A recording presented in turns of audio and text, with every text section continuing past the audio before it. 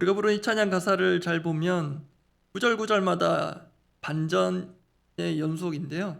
믿음 없는 자들이 보기에는 인생 세옹지마다 그럴 수 있는데 이러한 반전, 우리는 주님의 은혜임을 믿습니다. 오늘 나눌 말씀과도 되게 연관이 되는 가사인데, 사실 우리는 반전 이후에 긍정적인 면들만 하나님 역사고 은혜로 보는데, 조금 아프긴 하나 그 앞에 있는 것들, 어두움, 연약함, 괴로움, 고생, 그 모든 것들도 하나님의 역사임을 보게 되기를 바랍니다. 오늘 함께 살펴볼 말씀은 열왕기하 25장 8절에서 30절 말씀입니다.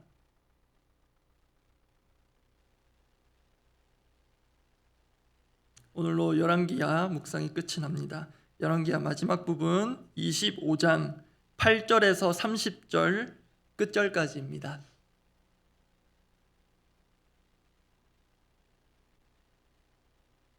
열왕기하 25장 8절에서 30절 말씀, 제가 먼저 8절 읽습니다.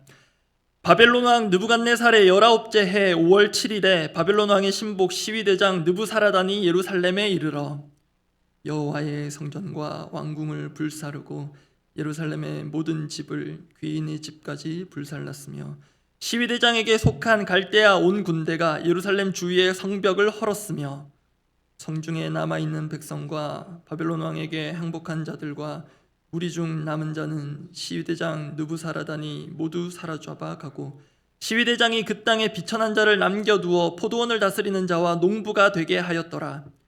갈대아 사람이 또 여호와의 성전의 두 놋기둥과 받침들과 여호와의 성전의 놋바다를 깨뜨려 그 놋을 바벨론으로 가져가고 또 가마들과 부삽들과 부집게들과 숟가락들과 섬길 때에 쓰는 모든 놋그릇을 다 가져갔으며 시위대장이 또 불 옮기는 그릇들과 주발들 곧 금으로 만든 것이나 은으로 만든 것이나 모두 가져갔으며 또 솔로몬이 여호와의 성전을 위하여 만든 두 기둥과 한 바다와 받침들을 가져갔는데 이 모든 기구의 놋 무게를 헤아릴 수 없었으니 그 한 기둥은 높이가 18규빗이요 그 꼭대기에 놋머리가 있어 높이가 3규빗이요 그 머리에 둘린 그물과 석류가 다 놋이라.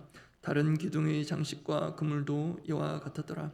시위대장이 대제사장 스라야와 부제사장 스바냐와 성전 문지기 세 사람을 사로잡고 또 성중에서 사람을 사로잡았으니 곧 군사를 거느린 내시 한 사람과 또 성중에서 만난 바 왕의 시종 5사람과 백성을 징집하는 장관의 서기관 한 사람과 성중에서 만난 바 백성 60명이라.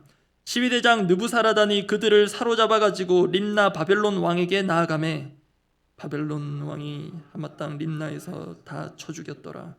이와 같이 유다가 사로잡혀 본토에서 떠났더라. 유다 땅에 머물러 있는 백성은 곧 바벨론 왕 느부갓네살이 남긴 자라. 왕이 사반의 손자 아이감의 아들 그달리아가 관할하게 하였더라. 모든 군대의 지휘관과 그를 따르는 자가 바벨론 왕이 그달리아를 지도자로 삼았다 함을 듣고 이에 느다니아의 아들 이스마엘과 가레야의 아들 요하난과 느도바 사람 다누베스의 아들 스라야와 마아가 사람의 아들 야사니아와 그를 따르는 사람이 모두 미스바로 가서 그달리아에게 나아가매 그달리아가 그들과 그를 따르는 군사들에게 맹세하여 이르되 너희는 갈대아인을 섬기기를 두려워하지 말고 이 땅에 살며 바벨론 왕을 섬기라. 그리하면 너희가 평안하리라 하니라. 7월에 왕족 엘리사마의 손자 느다니아의 아들 이스마엘이 부하 10명을 거느리고 와서 그달리아를 쳐서 죽이고 또 그와 함께 미스바에 있는 유다 사람과 갈대아 사람을 죽인지라. 노소를 막론하고 백성과 군대 장관들이 다 일어나서 애굽으로 갔으니 이는 갈대아 사람을 두려워함이었더라. 유다의 왕 여호야긴이 사로잡혀간 지 37년 곧 바벨론의 왕 에윌무로닥이 즉위한 원년 12월 그달 27일에 유다의 왕 여호야긴을 옥에서 내놓아 그 머리를 들게 하고 그에게 좋게 말하고 그의 지위를 바벨론에 그와 함께 있는 모든 왕의 지위보다 높이고 그 죄수의 의복을 벗게 하고 그의 일평생에 왕의 앞에서 양식을 먹게 하였고. 함께 읽습니다. 그가 쓸 것은 날마다 왕에게서 받는 양이 있어서 종신토록 끊이지 아니하였더라. 오늘 매일성경 큐티 책에 있는 제목이 눈에 띕니다. 빼앗긴 유다의 봄은 오는가. 익숙한 표현일 텐데요. 이것은 이상화 시인의 빼앗긴 들에도 봄은 오는가 라는 시의 제목에서 온 것입니다. 혹시 이 시 읽어보신 분 있으십니까? 시는 이렇게 시작합니다. 제가 자막을 준비해 왔는데요. 지금은 남의 땅, 빼앗긴 들에도 봄은 오는가. 이 시가 쓰여진 시기가 1926년입니다. 딱 봐도 일제강점기 그 암울했던 시절 봄으로 상징되는 해방과 자유를 노래한 시로 보입니다. 오늘 큐티 본문 제목 빼앗긴 유다의 봄은 오는가. 오늘 열왕기서 마지막 본문에 제법 어울리는 제목입니다. 왜냐하면 정말 그들에게 봄이 올까 싶을 만큼 유다는 초토화되고 쑥대밭이 되기 때문입니다. 오늘 열왕기서 묵상 마지막입니다. 분류상 열왕기서는 역사서입니다. 이스라엘 왕정 시대를 다루는데요. 솔로몬으로부터 시작해서 북이스라엘의 멸망 그리고 오늘 남유다의 멸망까지를 다룹니다. 기간으로는 대략 400년 정도 됩니다. 다른 성경들도 그렇겠지만 특히 역사서를 다룰 때 우리가 기본적으로 기억할 것은 하나님의 시점입니다. 하나님의 시점이란 역사 가운데 하나님의 일하심을 보는 시각, 또 하나님을 보는 시각을 말합니다. 다시 말해서 우리는 이 역사서를 보며 하나님의 역사를 보아야 하겠고요. 나아가 하나님을 더 바르게 알아가는 그런 역사가 일어나야 하겠습니다. 그런 점에서 열왕기 마지막 남유다의 멸망의 본문을 보면서 하나님이 어떤 분이신지라는 큐티의 기본 질문으로 돌아가 말씀 살피고 기도하고자 합니다. 하나님은 어떤 분이신가? 첫 번째는 철저하게 심판하시는 하나님입니다. 하나님은 어떤 분이신가?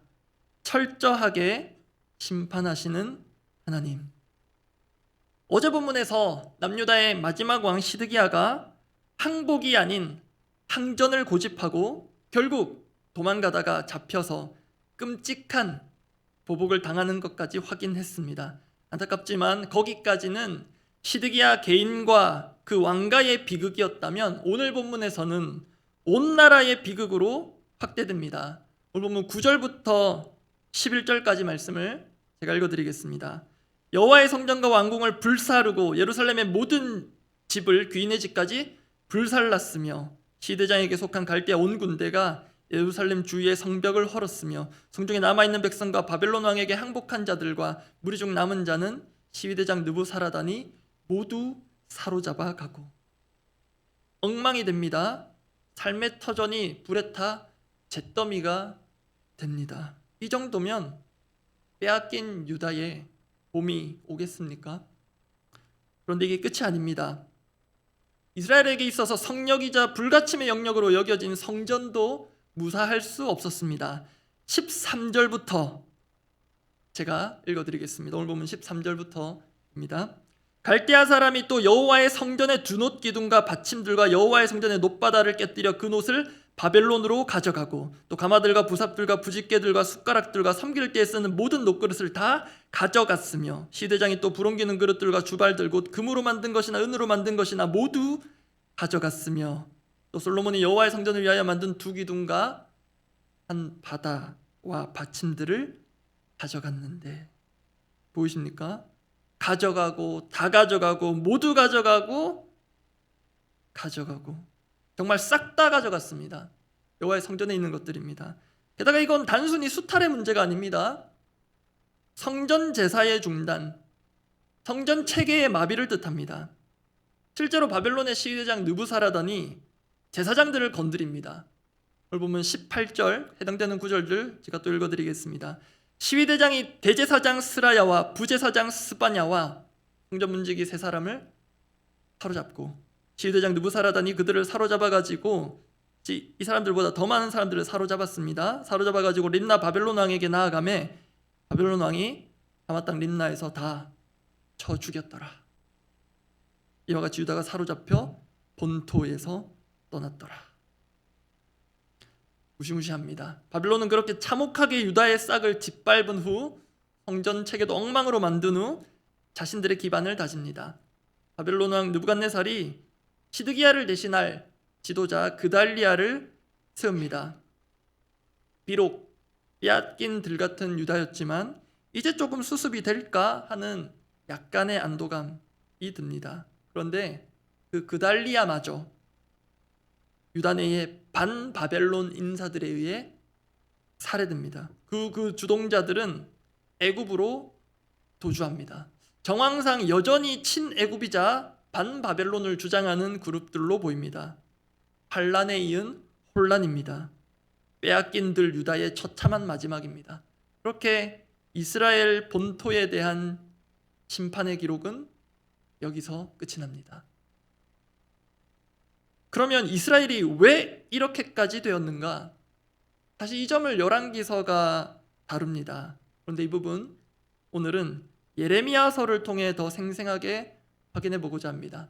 바벨론에 의한 심판의 말씀 중 한 대목인데요. 예레미야 32장 28절부터 제가 읽어드리겠습니다. 그러므로 여호와께서 이와 같이 말씀하시니라. 보라, 내가 이 성을 갈대아인의 손과 바벨론의 느부갓네살 왕의 손에 넘길 것인즉 그가 차지할 것이라. 이미 하나님 이렇게 예레미야를 통해 예언하셨습니다. 심판의 정황도 아주 구체적으로 예언하셨습니다. 29절 제가 읽어드립니다. 이 성을 치는 갈대아인이 와서 이 성읍에 불을 놓아 성과 집 곧 그 지붕에서 바알에게 분향하며 다른 신들에게 전제를 드려 나를 경노하게 한 집들을 사르리니. 왜 불을 놓고 잿더미로 만드셨는지 그 이유가 나와 있습니다. 30절까지 제가 읽어드립니다. 이는 이스라엘 자손과 유다 자손이 예로부터 내 눈앞에 악을 행하였을 뿐이라. 이스라엘 자손은 그의 손으로 만든 것을 가지고 나를 경노하게 한 것뿐이니라. 여호와의 말씀이니라. 그래서 오늘 열왕기서 본문 그들의 마지막은 그렇게 처참하게 되었습니다. 유다가 이처럼 빼앗긴 들이 된 것 무엇 때문입니까? 또 누구 때문입니까? 분명합니다. 하나님 말씀하셨습니다. 이스라엘과 유다의 죄악 때문입니다. 그런데 또 한 가지 이유가 있습니다. 이렇게까지 처참하게 심판받은 것, 그 이유는 하나님으로 인함입니다. 하나님은 심판하십니다. 엄밀히 말하면 철저하게 심판하십니다. 우리 하나님은 절대로 대충 또는 적당하게 심판하시는 법이 없습니다.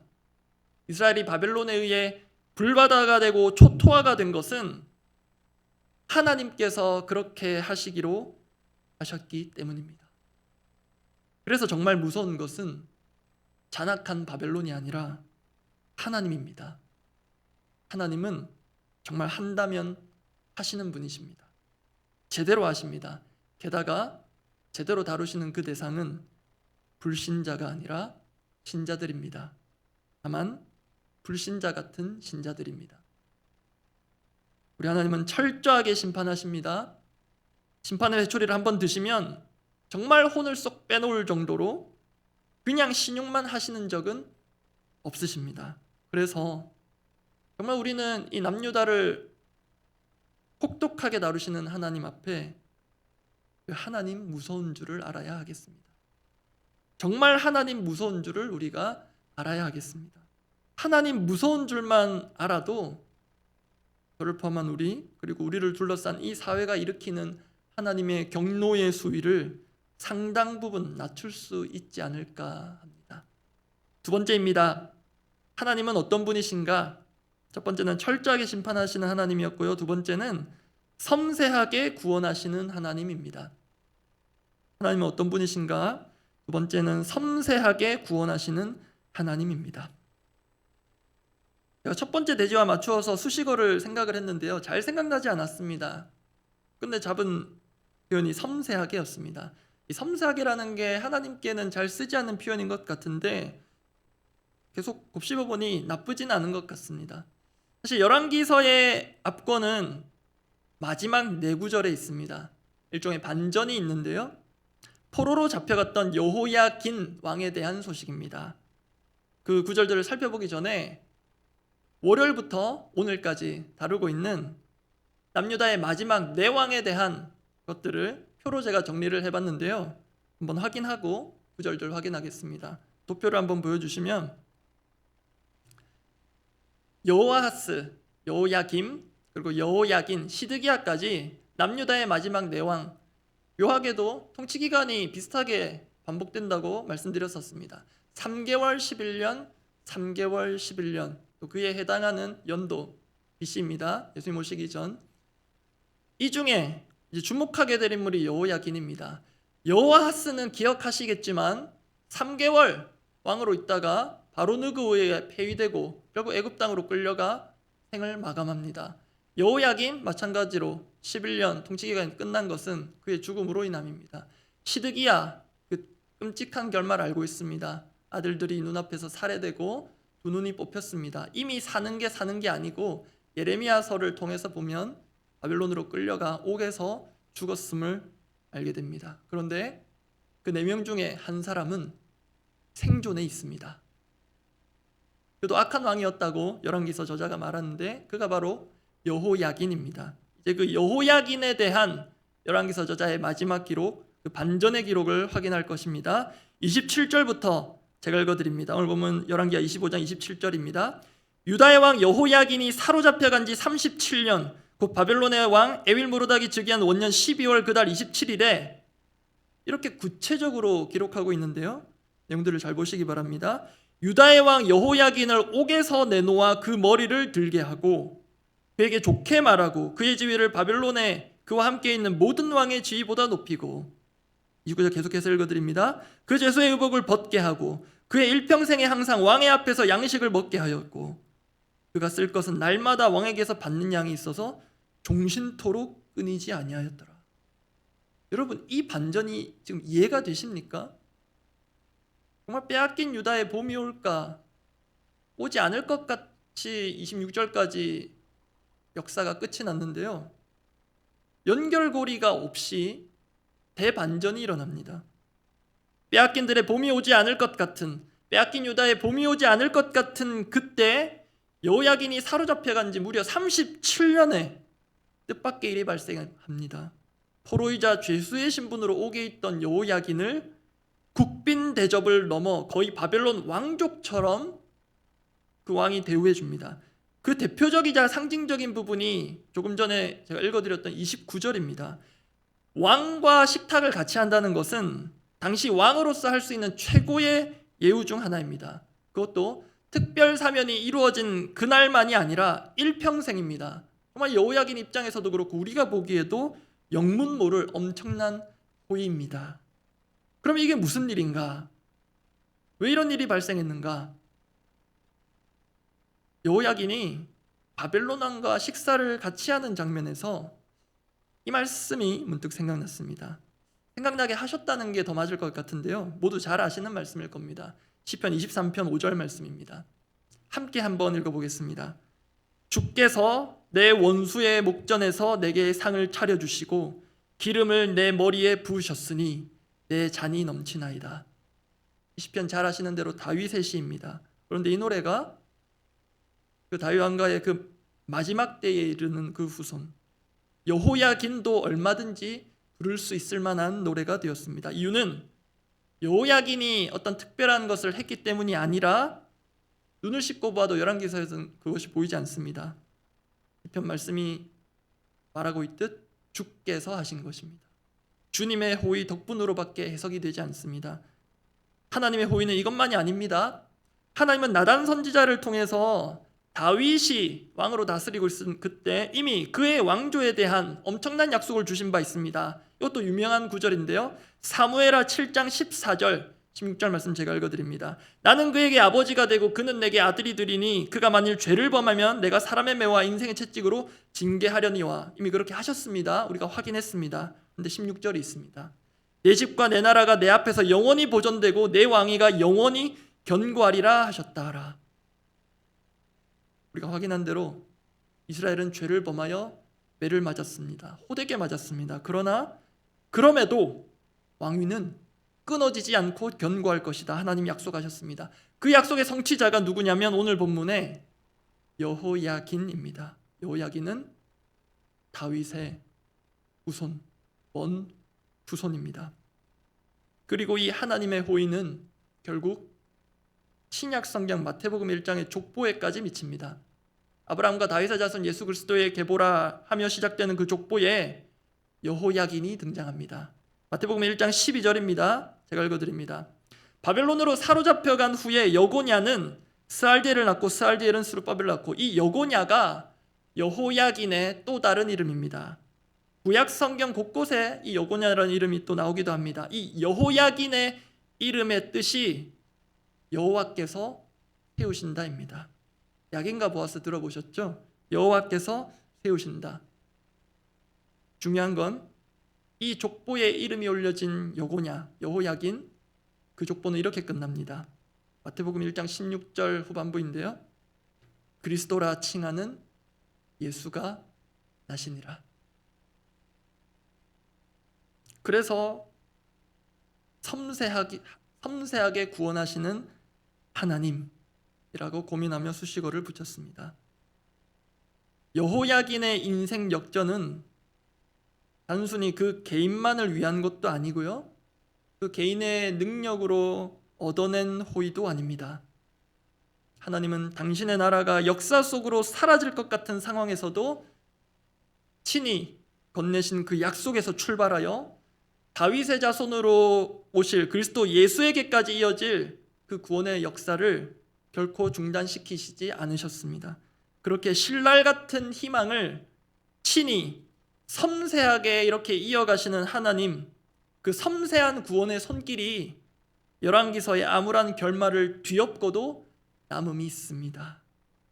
그래서 어두움 후에 지오는 것은 사람이 아니라 하나님께서 그렇게 하시는 것입니다. 말씀 정리합니다. 오늘 매일 성경 큐티 책의 제목, 빼앗긴 유다의 봄은 오는가? 라는 질문에 저는 말씀을 준비하며 이렇게 답하고 싶어집니다. 빼앗긴 유다의 봄은 오는가? 라는 질문, 저의 답은 이렇습니다. 빼앗긴 유다의 주님 오신다. 그 참혹한 폐허 유다 땅에 결국 주님 오셨고, 지금도 이 어둡고 음침한 우리의 마음 가운데 임마누엘로 좌정해 계십니다. 그분께 소망이 있습니다. 그 섬세하신 주님의 호의로 오늘도 우리 삶에 짙게 드리워진 듯한 어둠의 한 조각을 몰아낼 수 있기를 바랍니다. 기도하겠습니다. 말씀 가운데 인용했던 시편 23편 5절 말씀 다시 읽고 기도하고자 합니다. 주께서 내 원수의 목전에서 내게 상을 차려주시고 기름을 내 머리에 부으셨으니 내 잔이 넘치나이다. 우리는 우리가 직접 상을 다 차려야 한다 생각하는데요, 상을 차려주시는 분 주님이십니다. 그것도 겸상할 수 없는 원수의 목전에서 상을 차려주시고 기름까지 부어주십니다. 너도 왕과 같은 자다. 지위를 회복시켜 주십니다. 그 주님의 호의를 기억하며 이렇게 기도하면 좋겠습니다. 자격 없는 자에게 주신 은혜, 죄인을 사면복권시키시는 하나님의 은혜로 오늘을 새롭게 살기를 원합니다. 오늘도 우리를 위해 친히 차려주시는 삶의 밥상 같은 그런 현장, 또 순간들이 분명히 있을 텐데요, 감사와 순종으로 받고 혹시 힘없이 주저앉아 있는, 또 주저앉게 되는 우리를 그렇게 짓누르는 삶의 무게와 어둠, 또 힘든 가운데 있다면 그 호의에 힘입어 그 차려주시는 밥상 그 힘입어 일어설 수 있기를 원합니다.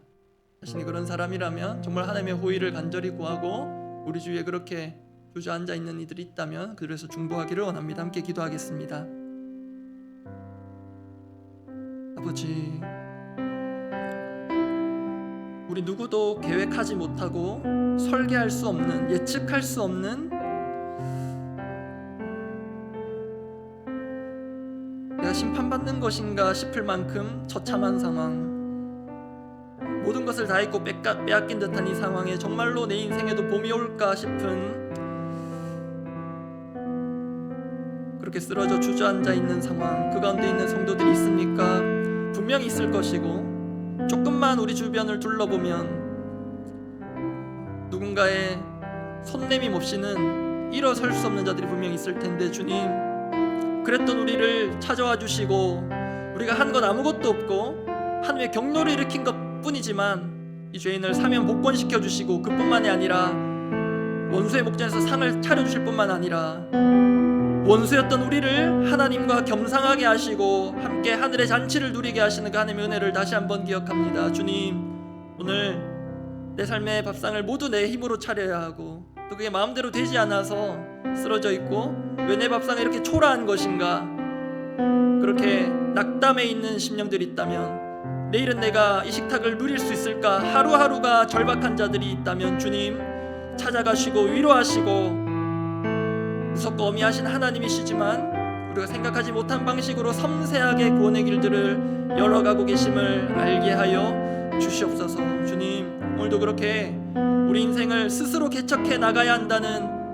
그런 믿음 없는 씩씩함으로 살아가는 이들에게 주여 말씀하여 주시고, 내가 하겠다고, 내가 그 누구보다도 섬세하고 세심하게 너의 앞길을 마련하고 너의 밥상을 차려주시겠다고, 일용할 양식을 주시겠다고 그렇게 주님 약속하여 주시고, 그 말씀 주시고 그 말씀을 감사와 믿음으로 순종함으로 받아서 오늘도 그 호의에 힘입어서 그 은혜에 겨워 기쁨으로 살아갈 수 있는 우리 모두가 되게 하여 주시옵소서.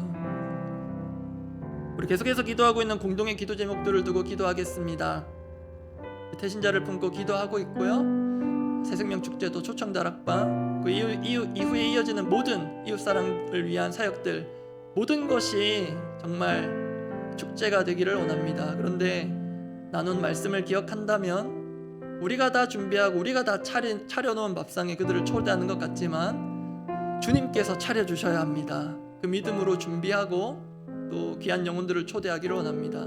정말로 하나님께서 우리 더사랑교회 공동체 가운데 그 어디서도 맛볼 수 없고 경험할 수 없는 하늘의 밥상을 차려주셔서 하나님이 호스트가 된 그 귀한 잔치에 우리 모두가 새 생명처럼 초대되어 기존 신자, 새로운 신자 구분 사라지고 우리 모두가 하나님 앞에 새로운 마음으로 그 하늘의 잔치가 이 땅에 구현되는 것을 경험하게 하시고, 그날 초대될 다락방이든 이곳이든 초대될 모든 이들이 그 잔치를 마음껏 누릴 수 있도록 기대하며 기도하고, 또 이름 기억하는 태신자들, 또 초대되기를 또 원하는 우리 순원들의 또 가족들, 여러 관계에 있는 그런 분들 이름 생각나신다면 올려드리며 기도하면 좋겠습니다. 그리고 오늘 저녁 수요기도 있는데요, 담임 목사님 통해서 인도하실 때 매주 하는 수요기도이지만 오늘 또 새로운 하나님께서 친히 차려주시는 하늘의 영적 양식을 우리가 받아 누리는 그런 밥상 누리게 하여 달라고, 하나님 은혜를 베풀어 달라고 그렇게 기도하고 각자 기도하고 돌아가시기 바랍니다. 기도하겠습니다. 하나님 아버지, 정말 우리가 준비하는 것도 귀하고 또 수준이 있겠지만 하나님께서 친히 차려주시고 친히 마련해 주시고 친히 초대하여 주시고 또 친히 은혜로 때로는 강권적으로 이 자리에 와야 할 자들을 불러 모아주셔서 주님, 이곳에서 또 다락방이 하나님 나라가 되고 하늘 잔치가 열리는 것을 우리 모두가 경험하게 하여 주시옵소서. 이게 단순히 비유적인 표현이 아니라 실제가 되게 하시고, 정말로 하나님께서 차려주셨구나, 하나님이 나를 이곳으로 인도하셨구나, 분명 인도자가 있지만 인도자를 통하여서 하나님이 나를 내 인생의 이 순간에 이곳으로 인도하셨구나, 이곳이 내 삶의 잔치요 축제이구나 하는 것을 그날 초대될 태신자뿐만 아니라 기존에 있는 우리 모든 성도들이 알고 누리고, 내가 매주 또 매일같이 조금은 습관적으로 의무감에 젖어서 드나들었던 이곳이 매주 매일이 축제 같은 곳이었고, 하나님께서 엄마같이 집밥을 하나님의 하늘 밥상을 차려서 베풀어 주신 곳이구나 깨닫고 감사하며 모두가 그 기쁨으로 누리는 모든 축제와 또 이웃 나눔의 사역들이 되게 하여 주시옵소서. 오늘 저녁에 있을 수요기도에 역시 주님 의무감으로 그냥 익숙한 패턴대로 나오는 것이 아니라 오늘도 우리에게 새밥, 따뜻한 밥, 향기 나는 밥, 친히 하늘 양식을 차려주실 주님 기대하며, 또 그 일에 귀한 도구로 사용하실 담임 목사님 주여 성령 충만하게 하사 오늘 저녁에 우리의 기도가 하나님께 향기로운 제물로 올려지기를 원하오니 그렇게 기도 용사들을 세우시고 사용하여 주시옵소서.